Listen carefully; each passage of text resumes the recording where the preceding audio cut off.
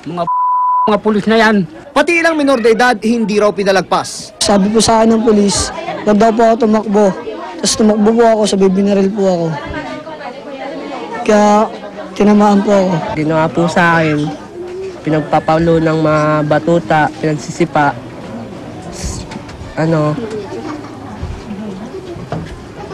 natak-hatak, hanggang sa pumutok yung ulo ko.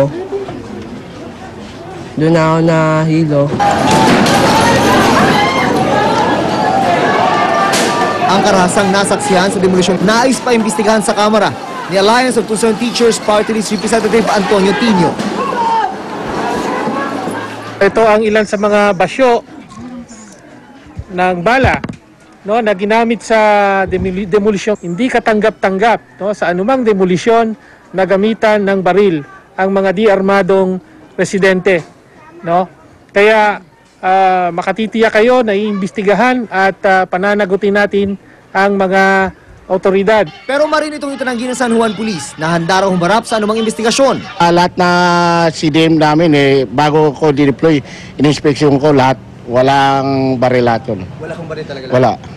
Saan po kaya nanggaling yung mga bala na yun? Hindi natin alam, baka sa kanila binabalik nila sa amin . Para sa unang balita, June Veneracion reporting.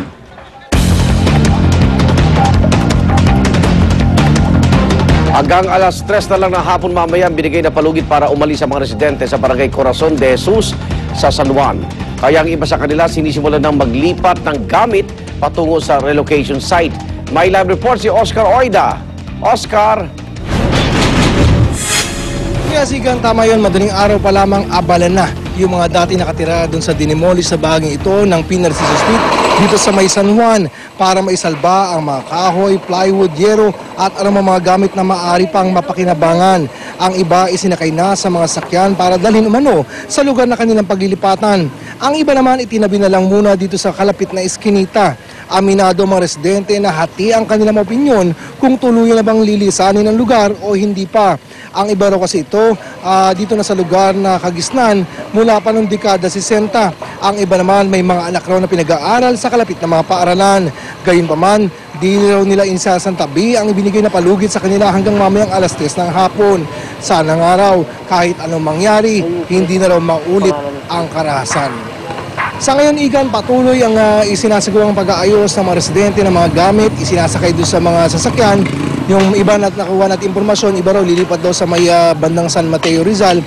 Yung iba naman hanggang sa mga sandali ito, Igan, hindi pa rin matiyak kung saan pupunta o kung mananatili na lang dito pa rin sa may Pinarcito. Igan? Maraming salamat, Oscar Oida.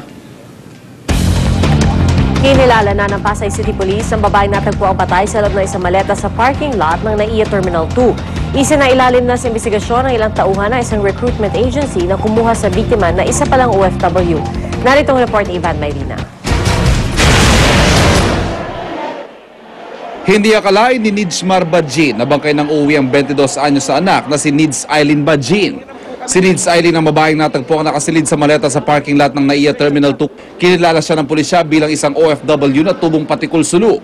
Umalis ang dalaga nito lamang October 6, 2011 para mamasukan bilang kasambahay sa bansang Oman.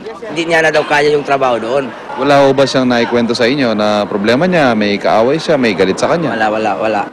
Sa pagnanais sa matulungan ng anak, ipinangutang pa raw niya ang 20,000 pisong hiningi ng recruitment agency para sa pamasahe pa uwi ng anak. At batay sa immigration records, dumating si Nids Aileen nitong hapon ng January 10, isang araw bago siya natagpo ang nakasilid sa maleta. Hindi pa inilalabas ang pulisya ang autopsy report sa bangkay pero sa paunang inspeksyon dito, lumalabas daw na sinakal si Nids Aileen gamit ang kulay asul na panyong nakatali sa leeg ng biktima. Hawak ngayon ng pulisya ang isang nagangalang Boogie na inutusan umano ng agency na sumundo kay Nids Aileen noong January 10. Sa kanyang salaysay, sinabi niyang hindi sila nagkita ng biktima sa airport dahil hindi raw ito dumating sa takdang oras ng flight. Iniimbestigahan maging ang mga tauhan ng agency na nagpaalis kay Nids Aileen at nagpresentang sumundo sa dalaga. Nagfo-focus kami doon sa huling taong nakasama niya doon sa airport. Yung issue ng robbery, hindi naman natin na kino-close yan. Ngunit ang porsyento ng robbery ay medyo maliit sa kadahilanan. Kung sabi ko nga, kung talagang hold upin yan, hindi na yan para ibalik pa sa loob ng airport yung katawan. Para sa Unang Balita, Ivan Mayrina reporting. Iniimbestigahan na ng mga pulis at Bureau of Fire Protection ang naganap na pagsabog sa isang lancha sa Navotas. Isa po ang patay habang 6 ang sugatan sa pagsabog. Darito ang report ni John Consulta. Kasama ang GMA News, binalikan ng mga tauhan ng Bureau of Fire Protection Navotas ang pinangyarihan ng pagsabog ng isang lansya sa Pier 3 sa Navotas City. Isa ang patay habang 6 ang sugatan. 2 rito ang kritikal sa naganap na pagsabog. Bukod sa mga nadamay na bangka, naroon pa rin ang iba't ibang gamit sa hinihinalang paihi operation o ang iligal na pagbebenta ng krudo mula sa mga dumadaon na sasakyang pandagat. Muling binusisi ang umunoy ginamit na submersible pump, mahabang hose at container ng krudo.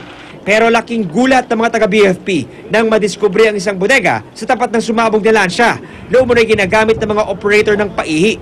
Nasa bodega pa ang mga krudo, gasolina, bunker fuel at naglalakihang tangke na pinaniniwalaang naglalaman ng petrolyo. May illegal yun kasi walang business permit at walang sa fire department. Wala silang meron silang negosyong ganun.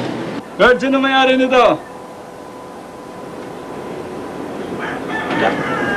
Kaya kinordona ng BFP ang lugar at isa-isang kinumpiska ang ilang equipment bilang ebidensya.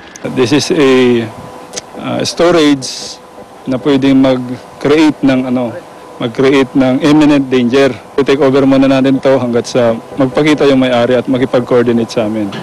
Bukod sa pinsala ngang idinulot ng pagsabog sa mga bangkang nakadaong dito sa Pier 3 sa Navotas, ay higit na mas nakakabahala ngayon itong pagkalat na ng mga iba't ibang produktong petrolyo na humalo na dito mismo sa katubigan sa Pier 3 sa Navotas. Palaisipan pa rin kung paano nakalusot ang iligal na operasyon ng naturang imbakan ng produktong petrolyo sa Pier 3, gayong wala pang 10 metro ang layo nito sa outpost na ito ng Coast Guard. Isang linggo pa lang ako dito, wala pa po akong idea kung ano yung nandyan. Hindi rin po namin kasi yan ma-check siguro, yung mga pulis siguro, o di kaya yung Bureau, Bureau of Fire, siguro yung, yan siguro, paano nila talaga yan siguro, sa kanila siguro yung nakasuka kung ano man yan nandyan. Para sa Unang Balita, John Consulta, reporting.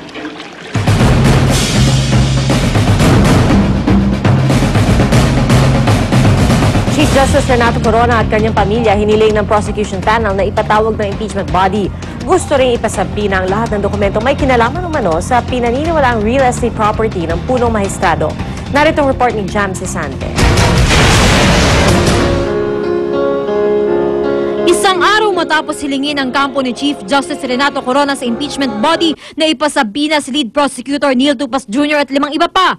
Ang prosekusyon naman ngayon ang humiling na ipasabi na ng Senado si Corona at ang kanyang buong pamilya, partikular ang asawa niyang si Cristina, mga anak na sina Francis, Charina at Carla at manugang na si Constantino Castillo III.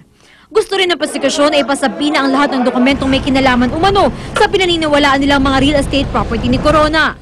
Base sa dokumento ng Land Registration Authority, ang umaabot ng 45 properties na nakikita sa iba't ibang lugar dito sa Metro Manila na nasa pangalan ni Chief Justice Corona at ng kanyang pamilya.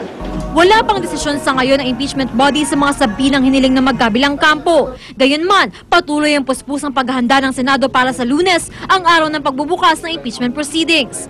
Naayos na nga ang seating arrangement sa session hall. Meron ding nakalaan ng 175 upuan para sa mga nais manood na impeachment proceedings sa Senado. Pero first come first serve ang mga ito, depende sa pila na magsisimula ng alas 11 ng umaga.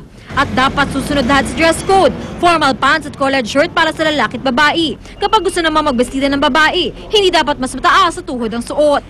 Bawal ang rubber shoes at tsinelas. Isang pagkilos naman ang inihahanda ng Grupong Bayan para sa Lunes bilang bahagi raw ng kanilang pagtutok sa kauna-unahang impeachment trial ng isang punong maestrado ng Korte Suprema. Sama-sama po nating bantayan, hindi lamang po yung sa panig ng depensa ni Chief Justice, bantayan din po natin ang magiging aksyon at galaw ng ating mga House prosecutors. Para sa Unang Balita, Jam Cesante reporting.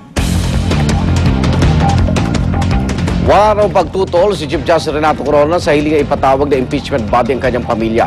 Pero palabang binuwelta ni Corona ang bagong alegasyon ng prosekusyon tungkol sa kanya na umano'y undeclared properties. Darito ang report ni Lia Manyalak del Castillo. Matapang ang sagot ni Chief Justice Renato Corona sa bagong alegasyon ng House Prosecution na may 45 pa siyang ari-arian na hindi idineklara sa kanyang Statement of Assets, Liabilities and